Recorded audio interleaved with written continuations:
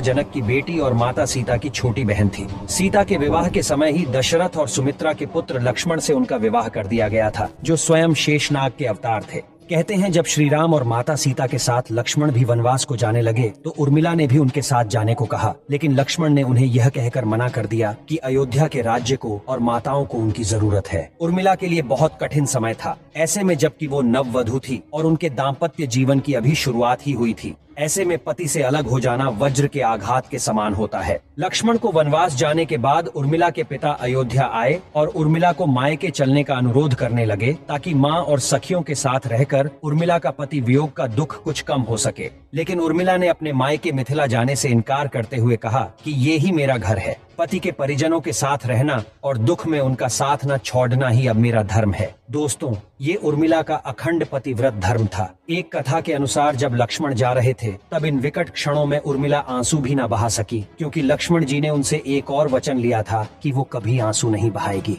क्योंकि अगर वो अपने दुख में डूबी रहेंगी तो घर वालों का ख्याल नहीं रख पाएगी। तो चलिए अपने सवाल पर लौटते हैं कि आखिर लक्ष्मण जी के वनवास जाने के बाद उर्मिला ने 14 सालों तक क्या किया। इस संबंध में मान्यताओं पर आधारित एक कथा मिलती है। हालांकि इस कथा का वर्णन रामचरितमानस या वाल्मीकि रामायण आदि में नहीं मिलता है, क्योंकि इन ग्रंथों में उर्मिला को बहुत ज्यादा महत्व नहीं दिया गया। तो कथा यह है कि रावण के पुत्र मेघनाद को यह वरदान था कि उसे वही व्यक्ति मार सकता है जो 14 वर्षों तक सोया ना हो। तो लक्ष्मण ही इस धरती पर एकमात्र ऐसे पुरुष थे जो 14 वर्षों तक सोए नहीं थे। वो अपने जेठ भ्राता श्री राम और भाभी सीता की सुरक्षा और सेवा में दिन रात लगे रहे। कहानी के मुताबिक उनके बदले उर्मिला ने 14 साल सोकर बिताए थे। दरअसल लक्ष्मण ने निद्रा देवी से प्रार्थना की थी कि वह 14 वर्ष के लिए उन्हें परेशान नहीं करेगी।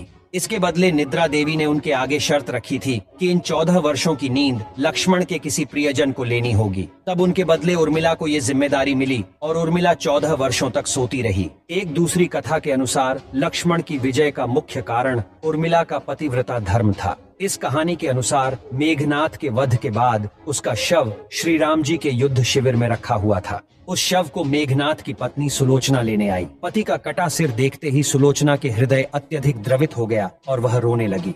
रोते रोते उसने पास खड़े लक्ष्मण की ओर देखा और कहा, सुमित्रा नंदन, तुम भूल कर भी गर्व मत करना कि मेघनाद का वध तुमने किया है। मेघनाद को धराशायी करने की शक्ति विश्व में किसी के पास नहीं। ये तो 2 पतिव्रता नारियों का भाग्य है। दोस्तों, आपके मन में सवाल आ रहा होगा कि निद्रा देवी के प्रभाव में आकर अगर उर्मिला 14 सालों तक सोती रही तो सांस और अन्य परिजनों की सेवा करने का लक्ष्मण को किया वादा उन्होंने कैसे पूरा किया। तो बता दें कि उर्मिला को एक ऐसा वरदान प्राप्त था कि जिससे वो एक साथ 3 काम कर सकती थी। वन जाते समय सीता माता ने उर्मिला को ये वरदान दिया।